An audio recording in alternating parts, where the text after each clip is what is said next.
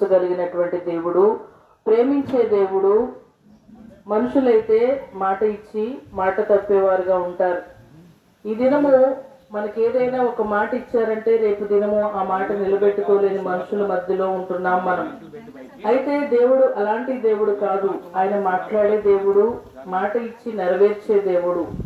అతి గొప్ప దేవుడిని ఆశ్రయించిన వారముగా మనం ఉంటే కనుక యుగయుగములు ఆ యొక్క పరలోక రాజ్యములో నిత్యము మనము ఆయనతో సంతోషంగా ఉంటాము. ఈ లోకములో కూడా సమాధానంతో జీవించగలుగుతూ ఉంటాము. అంత మాత్రమే కాదు, మరి ముఖ్యంగా ఆయన క్షమించే దేవుడు. ఎంత ఘోర పాపినైనా రక్షించుటకు, క్షమించుటకు ఆయన సిద్ధ మనసు కలిగిన దేవుడుగా ఉంటూ ఉన్నాడు. బైబిల్ గ్రంథంలో ఒక స్త్రీని మనం చూడగలుగుతూ ఉంటాము.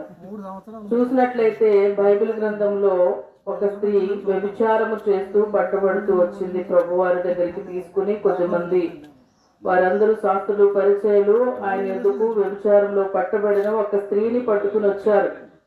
పట్టుకుని వస్తే ఆ యొక్క స్త్రీని చూసి అందరూ కూడా రాళ్లు రువ్వి చంపాలి అని చెప్పి ప్రభువారి ముందు నిలవబెట్టారు. అయితే యేసుక్రీస్తు ప్రభువారు ఎంత గొప్ప దేవుడు అని అంటే, ఎంత పాపినైనా క్షమించగలిగిన దేవుడు గనక ఆయన చూసన్నాడు, అమ్మా ఎవరు నిన్ను ఏమీ అనలేదా అని అంటే, ఏమీ అనలేదు అంటే, నేను కూడా నిన్నేమీ అనను, ఇక నుంచి ఈ పాపము నీవు చేయవద్దని దేవాది దేవుడు ఆమెకు చెబుతూ వచ్చారు.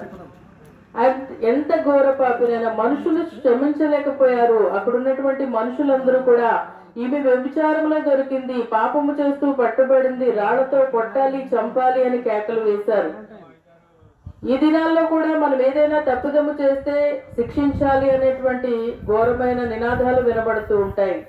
కానీ దేవుడు అంటున్నాడు, నీ యొద్దకు, దేవుని యొద్దకు వచ్చి మన పాపములు ఒప్పుకుని, అయ్యా నేను పాపిని, నన్ను క్షమించు అని చెప్తే ఆయన ఆ పాపములు క్షమించి ఆయన తన సొంత రక్తముతో మనలను కడిగి శుద్ధీకరించి మనకి నిత్య జీవాన్ని ఇవ్వడానికి మాత్రము ఆయన సిద్ధముగా ఉన్నారు. అందుకనే ఆయన నమ్మదగిన దేవుడు, క్షమించుటకు సిద్ధ మనసు కలిగినటువంటి దేవుడు.